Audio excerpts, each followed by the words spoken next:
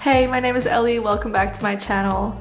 This summer I went on a road trip with my grandmother and my two sisters and my sister's boyfriend up through Northern California, Oregon, and Washington State. I've already made a couple videos on this trip that I'll link up here, so if you haven't seen those yet, I recommend checking those out before you watch this one, as this is going to be episode 3. At this point in time, we were just arriving in Portland, Oregon. If you enjoy videos about travel, life in your 20s, and some career and med school related things, I'd love it if you'd stick around to my channel and subscribe, as it helps me reach a larger audience that might be interested in my content.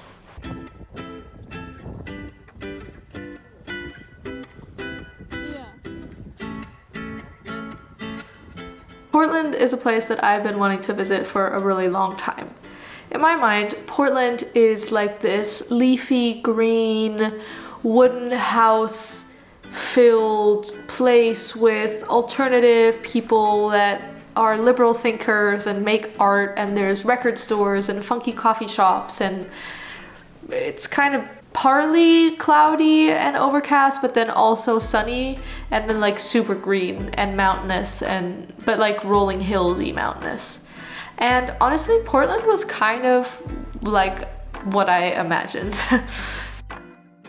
We arrived there in the late afternoon after having stopped at a cidery on the way there. And the first thing that we did was have some Thai food and then head to our hotel in Laurelhurst. So staying in the Laurelhurst neighborhood was a decision I made after having done some research about Portland neighborhoods and which ones are the most walkable and close to downtown things and other things that we were interested in seeing while there.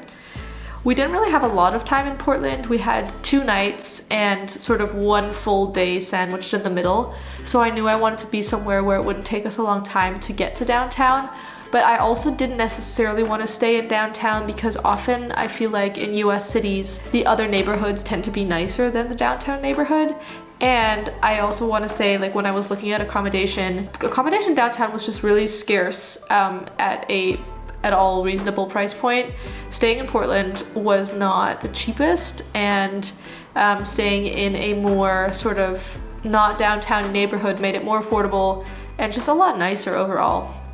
So we stayed in an Airbnb and ended up taking the public transport system to get into downtown, which worked out really well. And that way we also got to see sort of a bit more of a real slice of Portland where people actually live, which I feel like really added to the experience of seeing this city.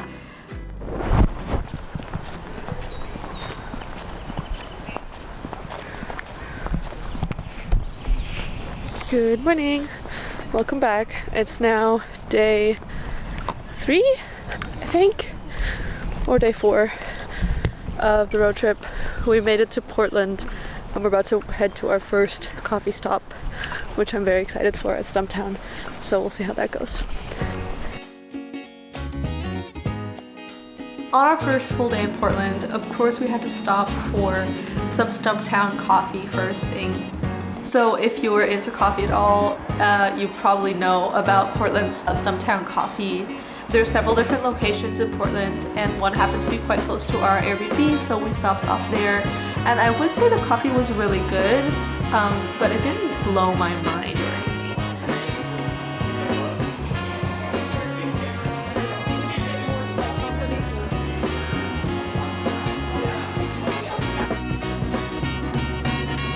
So after Stumptown, we took the bus into downtown and stopped at Powell's Books. So Powell's Books is like this enormous book emporium, basically, where we spent several hours just wandering around. And I love huge bookstores, so this was honestly so fun.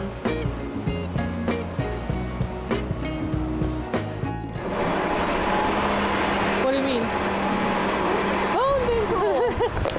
Okay, we found a Dutch store. This is fun. Whee! This is like high-rise. Yeah, this is downtown. How do you say downtown in German? Stadtmitte, maybe? Stadtmitte. Zentrum? Yeah. Mitte. Alright, so we just got off the bus in downtown and we're gonna go to Powell's, which is right over here. Oh, wait, you can't see it. There's a tree. Now you can see it, I think. Yay.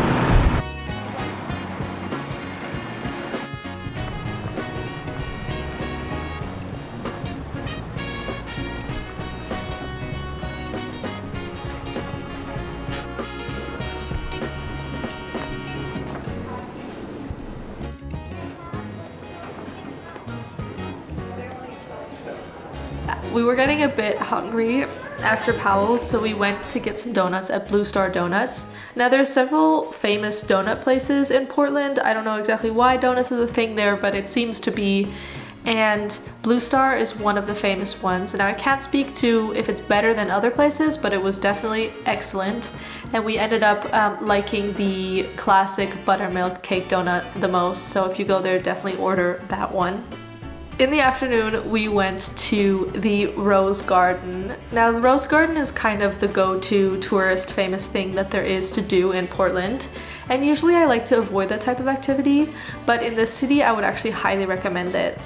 The Rose Garden is free to enter to the public, and it's just a really gorgeous collection of so many different varieties of roses.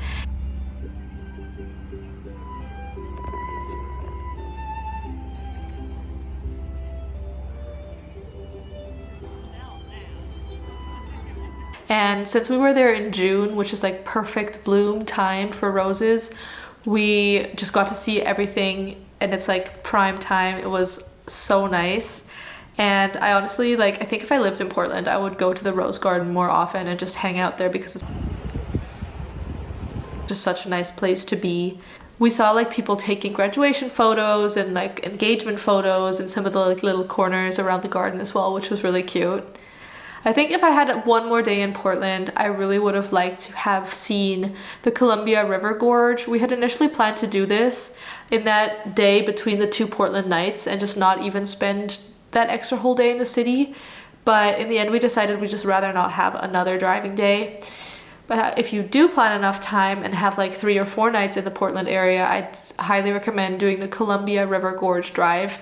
It takes about a whole day to go up and back. If you're starting in Portland, it's like an eastwards drive on the way there.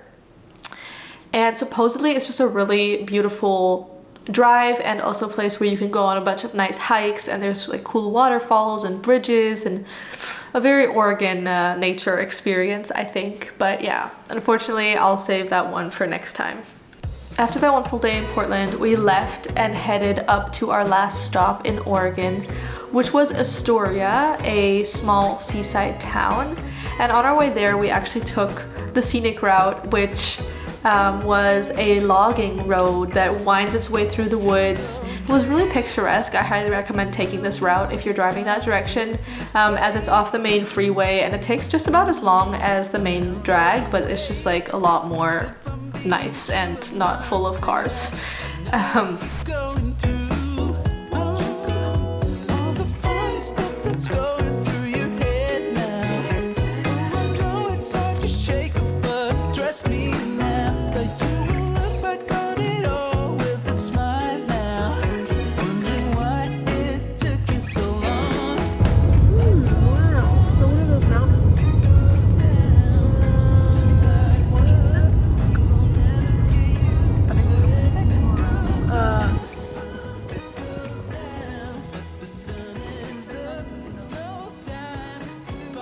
Astoria ended up being a pretty rainy and cold destination, so mainly what we did there is have excellent lunch at a fish place. We had clam chowder and fish and chips and walked around the boardwalk area a little tiny bit, and then had some frozen custard at Custard King, which is definitely a wreck, before heading onwards and upwards.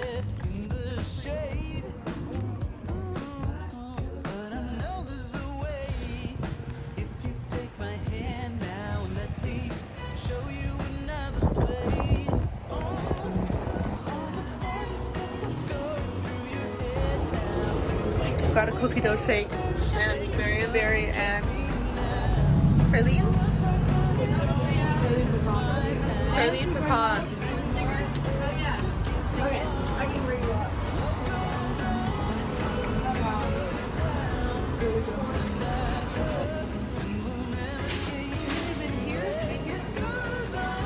Astoria was, like I said, our last point of call in Oregon, and so we drove across the really, really long bridge into Washington State.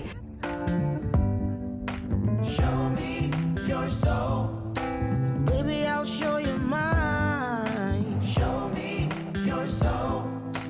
Honey, it's way past time. How expensive do I have to be? Need I spell it out? As you're driving across this bridge, you reach the other side, and then there's immediately a fork in the road, and you either go right to go east or left to go west.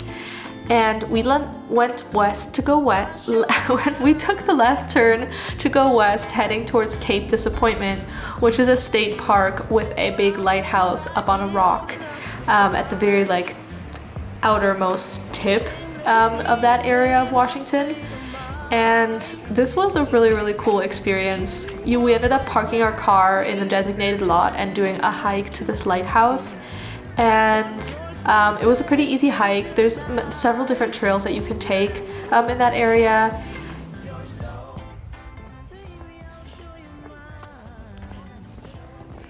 We're now on the Discovery Trail from Cape Disappointment to Long Beach, where we're staying for the night. Just like, yeah, it's local to me, but it doesn't to most people. We just saw the lighthouse, which is really cool, and now we're walking some more. The lighthouse trail was like super short and easy, which is nice. We did that with our grandma, and now she's taking our car very nicely to the motel where we're sleeping for the night, and we're gonna walk the rest of the way by this trail thing, which it turns out is very easy, but it is kind of nice. So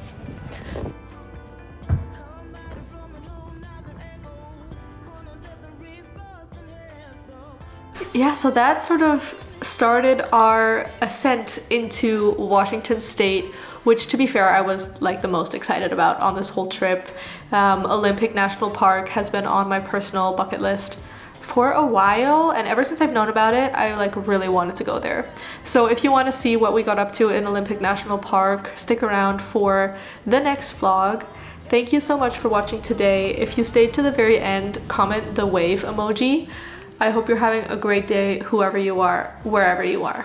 Bye!